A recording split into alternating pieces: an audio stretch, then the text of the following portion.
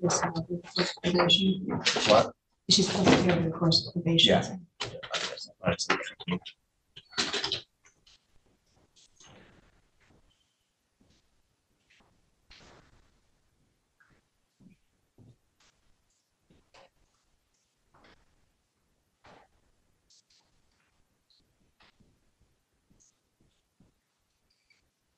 Well, I'm out of attorneys except for Lincoln, so I think I'm gonna have to go. Are we ready for that? Redmond? Yeah. All right, I'm gonna have to, I understand it. I was fine going last. He almost alphabetically goes last anyway, but at this point in time, keep this distribute everything else. I was hoping to get a walk-in arraignment scheduled. Maybe with a magistrate? Yeah, emailed him and I was hoping to catch him, but then he left, so. If you go I to, talked to the clerks as well. what's that? I talked to the clerks as well, and no one seems to want to give me an answer, so I'm just sitting here. Send an email to him. So we'll go with Redmond.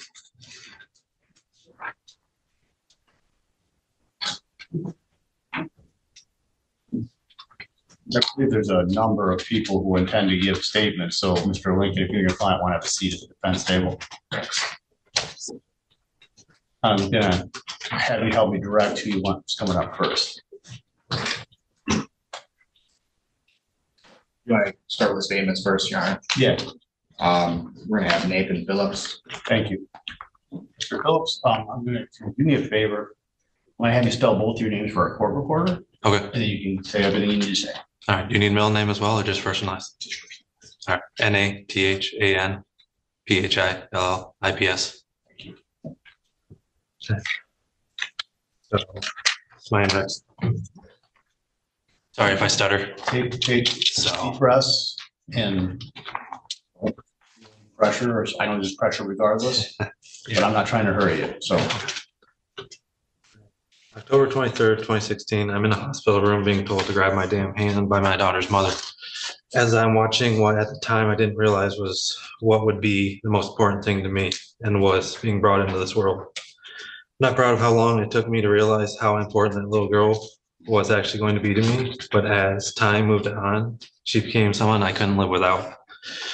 Fast forward 6.5 years to what would be the worst year of my life and a year no parent ever thinks they will have to go through. I'm being told I should write an impact statement to explain how the death of my beautiful daughter has, excuse me, my beautiful little girl has affected me and those around me. If you're a parent yourself, I hope, I never hope you're put into this type of situation. And if you have been, you're probably like me and aren't fully sure how you'd even begin to put into words how devastated you are from this incident. An incident that could have easily been avoided and prevented if that asshole had even had the basic sense of concern for someone else's safety on the day or any given day. So let's see if I'm able to convey to you how I've been affected by this situation. For her family and friends in attendance, you all know just what kind of amazing and happy little girl Emma was and will always be. But for those of you who will never get to experience how special she was, I'll try to explain a little about her and what she was like.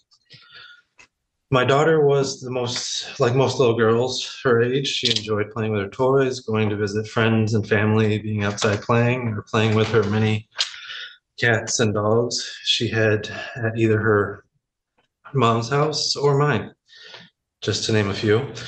Her evenings and weekends she spent with me were normally spent at the park, swimming in the summer, going to museums, zoos, or just spent doing things at home, whether they would be playing on her swing set and on her trampoline or playing with her dogs. The last time I got, excuse me. Deep breath. The last time I got to spend with my daughter was spent by taking her to the baby animal day at the zoo, just the weekend and hours before that horrible day. Really, that last day together normally wouldn't have happened since it was her mother's weekend. So in some ways, I was blessed to have that little extra time with her before I'd never be able to again. People say that you should enjoy the time with your family and friends because you never know when those times will end. I'm sure most people say that are referring to those who are elderly or truly sick and may not have much time left. On May 22nd, 2023, I'm at work like most people, not thinking the day was going to be any different than the ones prior. Just doing my job and hoping the day doesn't drag along so that I could get out at a decent time and then I could pick up my daughter and hear how her day at school was and if she did anything more exciting in her did anything more exciting things in her final days before school would end. It was the last week of first grade for her, and they were working on field day games and activities. So as I was expecting to hear some good stories on how the day went. But what I expected to happen that day never did. And something more horrific happened. I got a call saying that my daughter and her mom got into a car accident and that it wasn't good. At that point, I'm frantically grabbing my stuff and telling the first coworker I come across as I run out the door that I had an emergency and I had to leave. As I get into my car, I'm trying to call hospitals to find out where my daughter is being taken to because I didn't know. I get down the road and I see an ambulance lights head towards the Greenville Hospital, not knowing if she was in it or not. I instinctively followed and arrived at the hospital seconds after they did. I ran inside not knowing what to expect. It turns out I was right to follow them because they were carrying my daughter.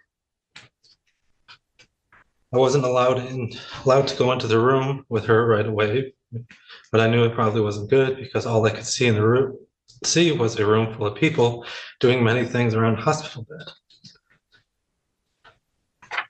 When I was finally allowed into the room, I couldn't believe what I saw. My smiley, goofy, always full of energy little girl was laying there almost lifeless on the bed with a team of nurses and paramedics doing all they could to keep her stable until Aeromed came.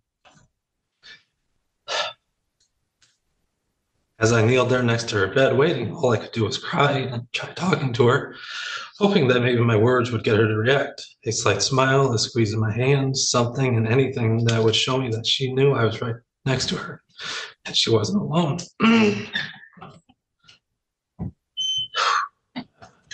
Time we were there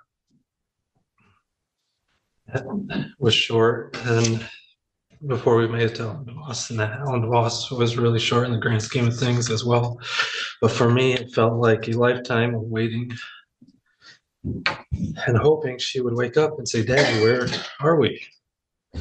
During our time there, besides short visits from the doctors and those who loved Emma to visit, was just me talking to her, trying to get the slightest reaction out of her. Between those visits and little talks I had with her, I kept catching myself thinking about all the things I'd never be able to do with her if she never woke up.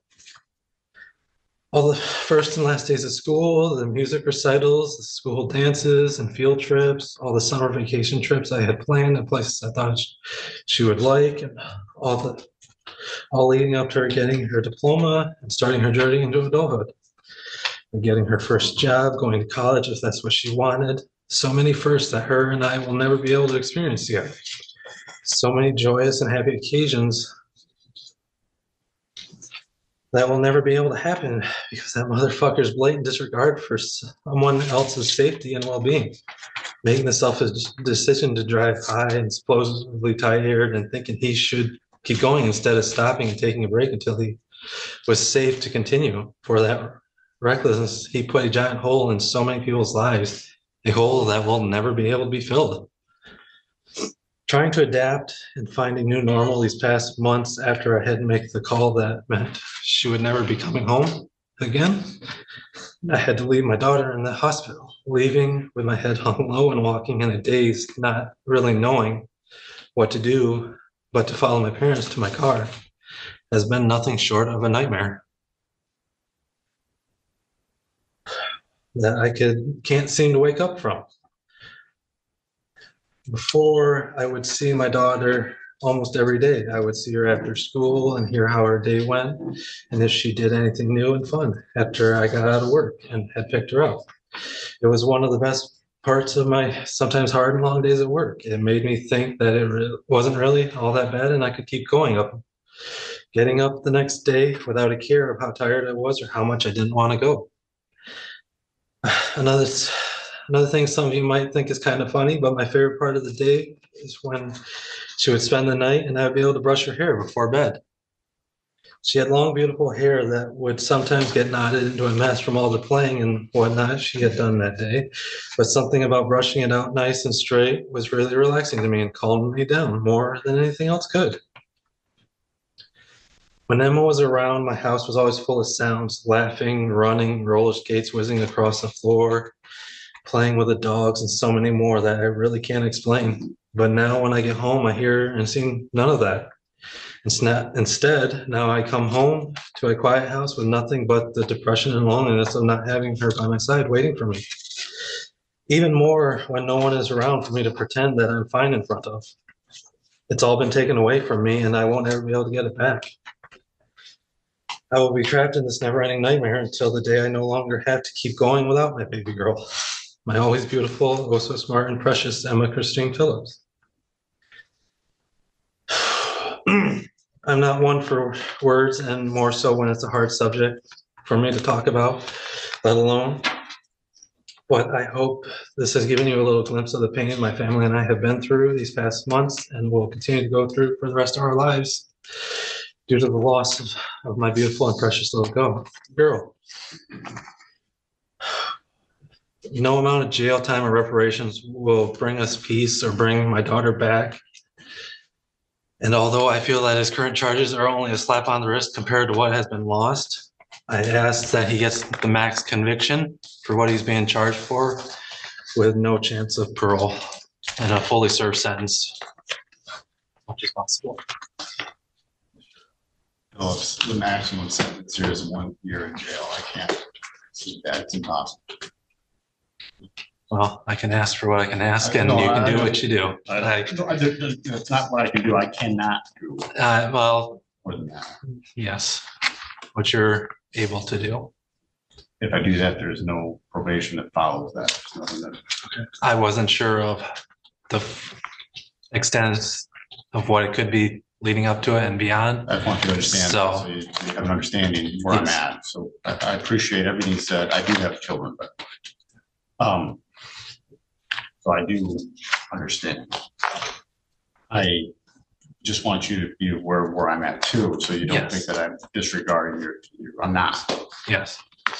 And I appreciate everything you said. All right. Anything else, sir? No, that is it. My statement. Thank you. Have a seat. If you were one behind me, you got one up there. Oh, there's some over here. How's that? Thank you, though. Next, Your Honor, will be Candace McCumber.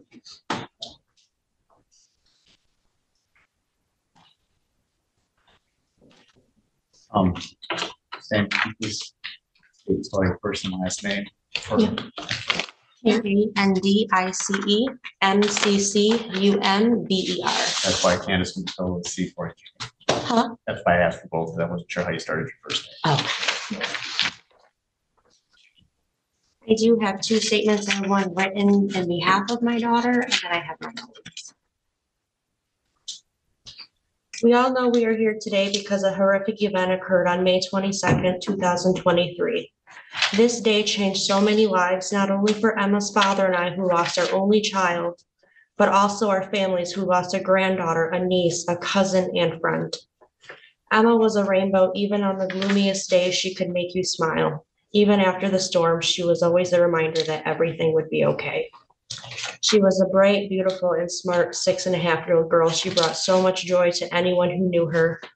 Parents generally always stay strong for their children. They try not to let the fear show that they feel. Emma was my rock. She was the only person who gave me all the strength I needed. She needed me to be her strength and rock, but I relied on her to get me through everything. There were times when it was just the two of us, and I knew that as long as we had each other, we could face anything, as long as we were together. The day before, she had just gone to see baby animals at the zoo with her father and finally lost another tooth that was just hanging on. She loved going to school and seeing all of her friends. We were on our way to school that morning when this tragedy happened. I can't remember anything from this day or anything for quite a time after. I was told by a neurologist that I had a severe brain injury. I may never regain full memory and will have to deal with this for the rest of my life. I can't even remember saying goodbye to my own daughter in the hospital. I have pictures that were taken so I could have some sort of memory when I was there with her. I was in and out of consciousness, but there's no memory. Then I come out of this fog and was told we were both in a bad accident and she didn't make it. In a matter of seconds, our lives were changed forever. In just a matter of moments, everything we loved was taken from us.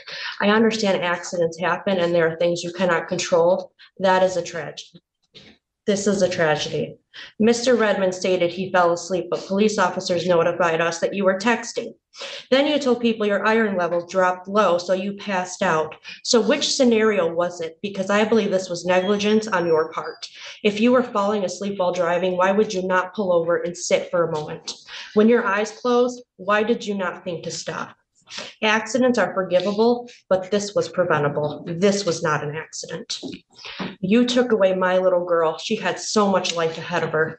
My injuries were minuscule compared to the damage you emotionally caused. Cars are replaceable, but the life you took isn't. Now we all mourn for the loss of this beautiful girl. I truly wish this tragedy would have killed me and she could have lived. I wouldn't have wanted it any other way. Most importantly, I wish this tragedy never occurred. I do believe this tragedy could have easily been avoided, but you were totally irresponsible. The injuries from the impact that took her life will have everlasting physical and emotional trauma for myself and our families. Emma's leg and spine were broken. They spent almost a half an hour doing CPR on the scene and continued to do so on the way to the hospital. Aeromed had came to Greenville so she could be transferred to Helen DeVos. Her brain had swelled so much that it was pushing her spinal cord away. She had a heart attack, fluid around her lungs, kidneys were failing, and internal bleeding. This was a tragedy. It was not an accident. My only request is that you state the true facts of what happened that day to defend the honor of my daughter and not let lies keep spreading. My daughter was not sitting in the front seat of that car. She was sitting behind me in her car seat. The report says you were unconscious when they arrived. That you told everyone to help the other families get out first. If you can do one thing, own up to truly what happened that day. The injuries from that impact took her life. My daughter's dog was also in the car that day. He always slept right next to her in the car. He sustained life-threatening injuries and almost lost his life. If a good Samaritan had not come upon us when she did, we both would have been burnt to death in the car. She first pulled Emma out, and when she came back, there were already flames coming through the vents. It is our hope that you feel remorseful for what you have done, cutting the life short of our beautiful daughter, Emma. I hope you know the repercussions of what all this has caused. I don't know how you sleep at night knowing what you've done. What if Emma was your child? I don't know you, and I really will never care to, but I do want justice for my little girl, and because of you, she cannot fight for herself. You truly deserve more than what you're getting, and I know both her fathers and my families agree. You don't have to come home to a quiet house. You don't have to live every day without the person who meant the most to you. You don't have to cry yourself to sleep every night. You don't have to think about why you're still here in this world while your daughter isn't. You don't have to look at a tree while driving and think maybe I'm better off gone and try everything in your power not to move that steering wheel just a little bit and end the pain and suffering. Because if you did, at least you could see your baby girl again. You don't know the power it takes to keep moving every day, because the only thing you can think about is the fact that your daughter is gone. You don't have to go by the crash site and look at the burn in the pavement and all the crosses gathered as a memorial. You may go by and see them, but for you, you walked away. My daughter didn't walk away. She laid on the side of the road while they did CPR for 30 minutes before they could even transport her. They had every road cleared and blocked so they could rush her to United Hospital and stabilize her before Aeromed got there. She was intubated at the scene of the crash. I couldn't walk for almost 4 months and still struggle. You don't have to go by her bedroom every morning or stare at the pictures on the wall of her smiling face. I get to watch every person in her life grow up, and yet my girl didn't even make it to her 7th birthday. She didn't even make it to the end of 1st grade. She had 3 days left. We wouldn't be able to see her get her driver's license. We wouldn't be able to see her graduate and receive her high school diploma. We won't be able to see her achieve her dream career. We won't be able to see her marry the person she wants to spend the rest of her life with. We won't be able to be with her. She brings new life into this world and watch them grow up.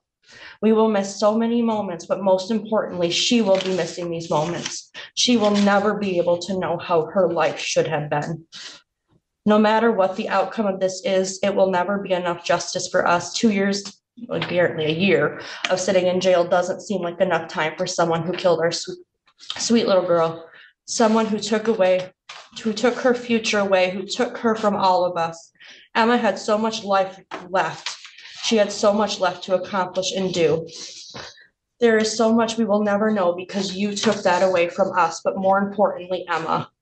Our hope today is that Emma will receive some justice. Like I stated before, there will never be full justice. We do ask, though, as a family, that he has the full punishment. We ask for no leniency. The man who sits before us took away our everything, our sweet baby girl.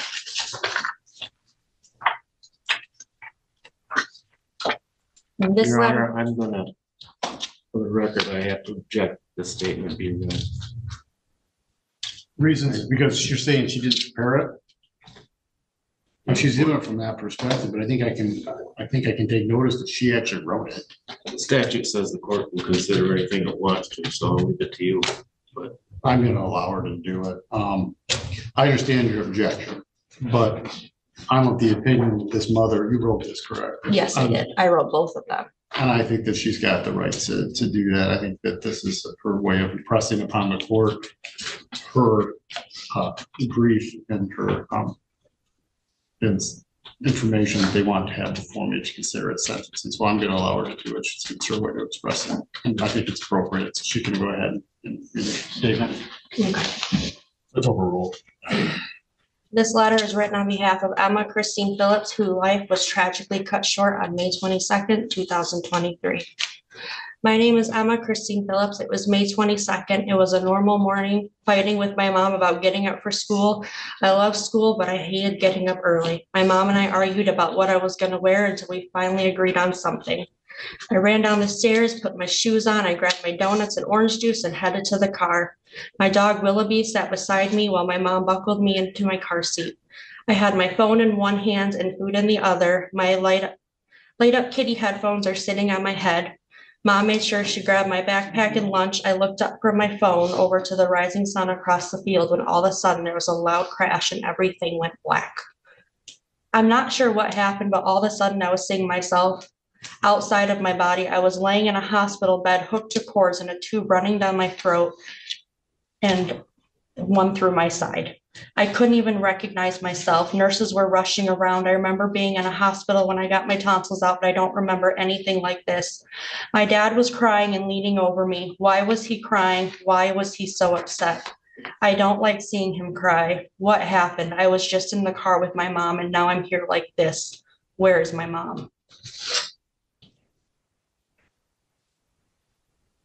Doctors were in and out of my room and dad was becoming more upset. My mom was laying next to me in a hospital bed, hooked to oxygen with bandages all over. She couldn't say much, but she held my hand while my dad held my other hand.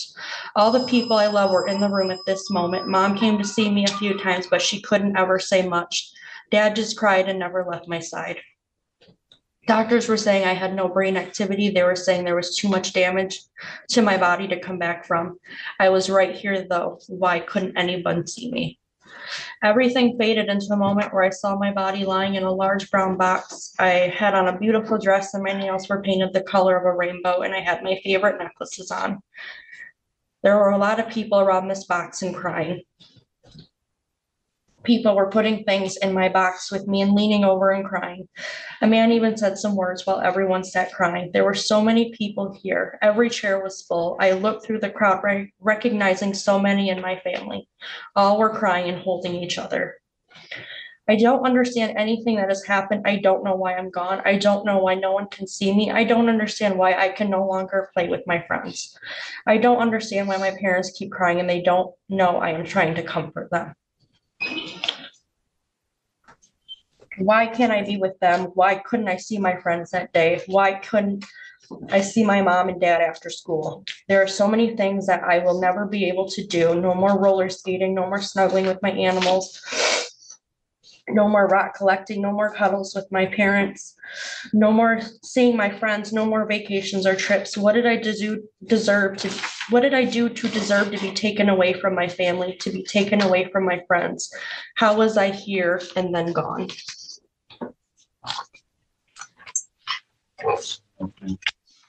What? Anything else?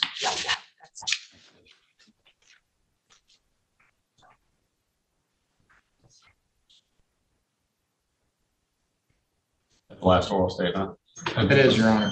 The other statement I read. And others. I didn't hear you. There's a grandparent one as well. I think I've already read that one. Yeah. Mr. Evans, go ahead. Your Honor. Morning of May 22nd last year changed the lives of countless people. Rex Redmond fell asleep at the wheel and then collided head-on with a Subaru Outback. Mr. Redmond admitted to officers that just moments before the crash, he had caught himself dozing off, but thought he was close enough to home he could make it. A truly fatal decision. A decision that will haunt the lives of those involved, including their families and friends from both sides for the rest of their lives.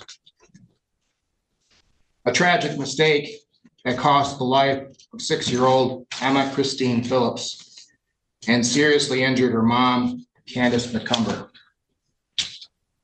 Social media surrounding this incident has been both uninformed and untrustworthy. To set the record straight, there was no drugs or alcohol involved. Emma was in a car seat in the back of the Subaru when the crash occurred, buckled in just like she was supposed to be. Ms. McCumber carries no fault for the crash. This was a grave and tragic decision on the part of Mr. Redmond and his fault alone. For those grieving the loss of Emma, there is nothing that this court can do to bring Emma back. Nothing can make you whole again. Nothing can repair the hole in your heart. You will always be left with the questions of why her? How could this have happened? Why not me? God, could you not have just taken me instead? You are left angry and depressed. Emma had so much potential in her life. So many things left never experienced nor accomplished, but she will always be loved. She will always be remembered by you. Hold on to what you had. Hold on to those joyous memories and let love be your guiding light. Your Honor, Mr. Redmond's plea offer left open the penalty he should suffer to the discretion of the court.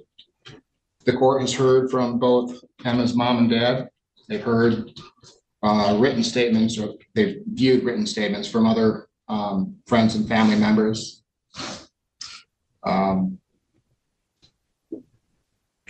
And all have expressed their wishes that Mr. Redmond suffer the maximum penalty possible. And furthermore, given the seriousness of this crime, a little girl was taken, and the deterring effect on society, roughly 6,000 deaths per year occur because of drowsy driving.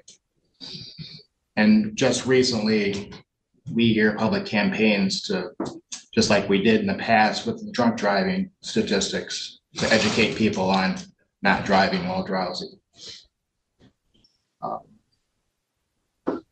Taking all of the things together, it's the prosecution's recommendation that you follow the family's wishes and sentence Mr. Redmond to the maximum penalty of 1 year in jail. Further.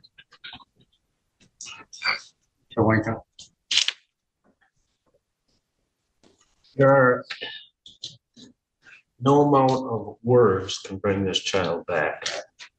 No amount of words can take the pain away from the family. No amount of words can take the pain away from Mr. Redmond, because he is feeling pain too. Yes, he fell asleep, he believes. And yes, he has no memory of what happened. And that is if anybody has been in a traumatic accident like that, I can speak from personal experience. You'll say things that you don't remember. And maybe that's what happened. I don't know. But no matter what I say, this child's not going to come back. Pain's not going to go away. And I don't really care what the court does. And I don't mean that I don't care, because I do care. But I mean, the court's in not a position to make things better. It isn't going to happen. I don't think society is going to gain by punishing Mr. Redmond. I don't think Mr. Redmond needs to be rehabilitated. I don't think any of the factors that we use for sentencing are going to be gained today by the court throwing Mr. Redmond in jail for a year or 10 years. This is something that people do all the time. Well, it's going to be interesting with the EVs coming out. If people are sleeping and they're driving, that's one thing. But being a human being and getting drowsy and thinking, I can get home, people do that. It doesn't make it right, but people do that. I think that's Mr. Evans' point, that I should be trying to deter that. He shouldn't have done that. That's true. But he's being a human being is what I'm saying. And I hope this court is not presented with cases like this for the duration of your I've got term. 2 today. Pardon? I've got another one today. Well, I don't care what you do, because I think what we have here is nothing but losses. There's no gains in this anyplace. And I think the probation's recommendation is a balancing act. And I think that I'm asking the court to go along with that, because I think that's about the best the court can do. You can't make it better, Judge. It's just unfortunate. I would agree with that. I'm trying to make it just. This question goes back to Mr. Evans. I got another one of these today where there was a possible factor. Somebody was killed, other people were injured, and I can't give them any more than 93 days in jail. So I'm trying to weigh that too with what's just with my whole docket. Are you asking me to explain? Well, as the court knows, justice is individualized. It demands it. The case that you're referring to with Sidney Mullins is completely different than this case. It should be treated. There were active drugs in her system. I agree. She killed somebody. That's true too. But there were also active drugs in the other two drivers. No, there wasn't. They were inactive. And she's the only one that had any kind of driving that was affected. And on top of that, the victims involved in that other case are completely out of the picture. We've tried multiple times to reach out, ask for opinions, ask for them to get involved, and they refuse to. Was there any other driving from any other victims that were problematic in that case? Well, we had two other drivers. Okay. Only one that committed a traffic offense. And so that's the reason. That's the reason with the plea agreement. I think the prosecutor's office, the prosecutor who charged the case with Ms. Mullins, felt that he couldn't prove the driving while intoxicated and charge it as the 1-year misdemeanor instead. As the court knows, it is difficult to prove driving while intoxicated via marijuana.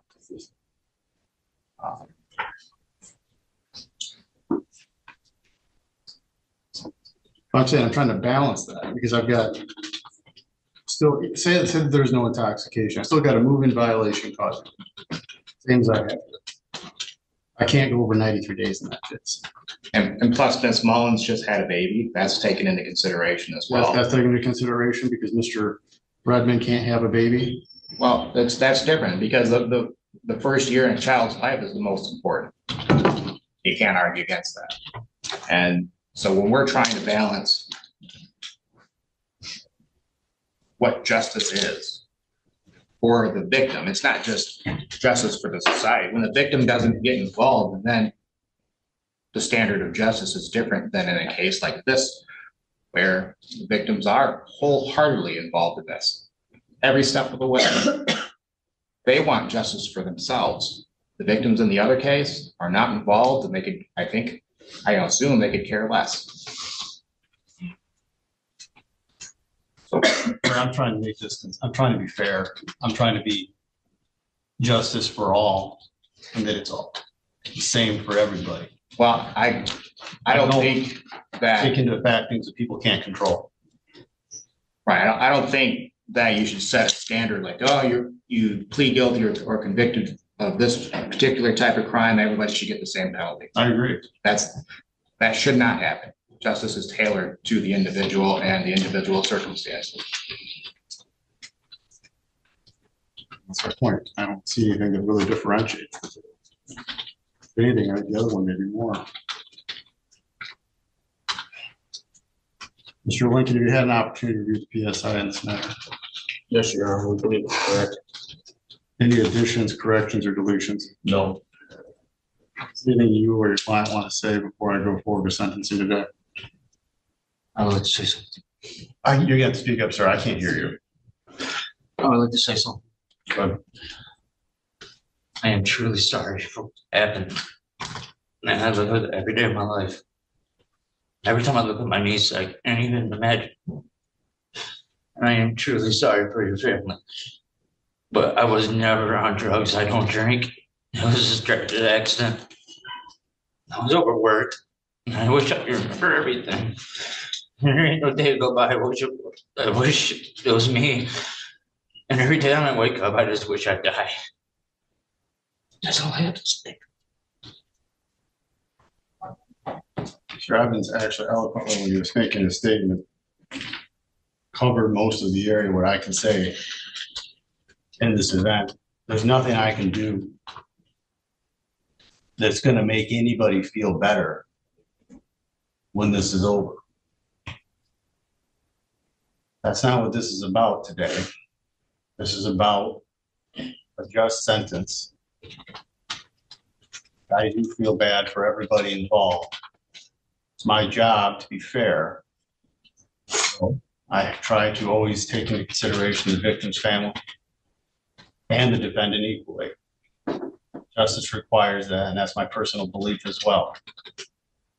Everybody is the same under the law, and everybody is equal deserving of our love. So we are called to do such a thing. So I have to consider that. That doesn't mean that I go easy on you either, Mr. Redmond, because there's something that hasn't been stated that is problematic to me. You've been in 3 accidents in 3 years. You should have been more cautious.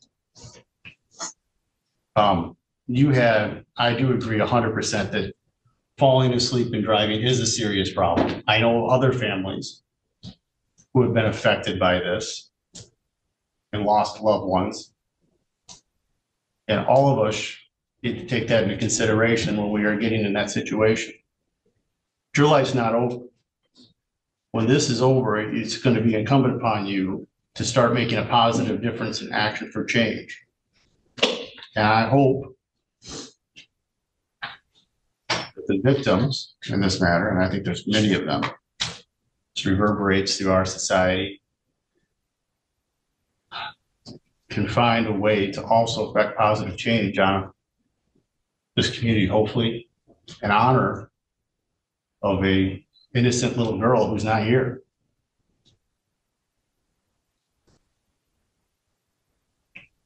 So I would agree that often this type of case would not go along with probation, especially under the changes, but this guy's got 3 accidents in 3 years. He's pretty much been at fault at all. I mean, he has been escalating. So I think probation may actually be appropriate to some extent. If I max him out in jail, I can't do that. Mr. Lincoln, do you have anything else you want to say before I impose sentence? Sorry. No, Your Honor. On the moving violation causing death count, you'll be placed on probation for a period of 2 years. You won't violate any laws of any unit of government. You won't leave the state without first getting consent of the court. You'll make a truthful report to the probation officer as required. You'll notify the probation officer immediately of any address change or employment status. You'll pay fines, costs, restitution, other obligations. You'll submit to a warrantless search of yourself, your home, or property. for any illegal activities as well as any violations of probation. Or associate with anybody on parole or probation. You won't have any contact with the victims involved, third party or otherwise.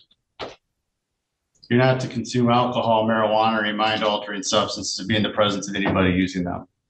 You will submit to testing of your blood, breath, urine, or saliva to detect for those substances. You'll pay costs associated with that. You will not dilute or have any adulterated samples. You'll take your prescription medications as required by probation or by a doctor. You'll complete outpatient counseling and a cognitive-based program. Well, to complete the victim's impact panel. Other probation as required, or other counseling as required by the probation, including that, but not limited to those things. You'll be in your residence as required. Will not operate a motor vehicle without a proper license. I'd like to order him also to do a driving improvement program. I mean, this is 3 accidents in 3 years. Again, I reiterate, there's nothing I can do with this. It's going to make it better for anybody, but there does have to be a message. You've had 3, the third time. It does greatly concern me that you knew you were getting tired and you didn't pull over. You had at least a heads up. I can see a situation where this would be even warranted of no jail. That's not today. You'll serve 180 days in jail with credit for 4 days served upon arrest. You'll pay a fine. I'm not going to do the maximum fine. There's a lot of restitution in this. I think the victims need to get paid. I'm not all that interested in us getting paid. You'll pay a fine of $200. State assessment fee of $50. Cost will be $100. Restitution right now is $10,711.18 to Ms. McCumber, $4,603.20 to Ms. Phillips. Do you want a hearing on that? Counsel, you have the right to.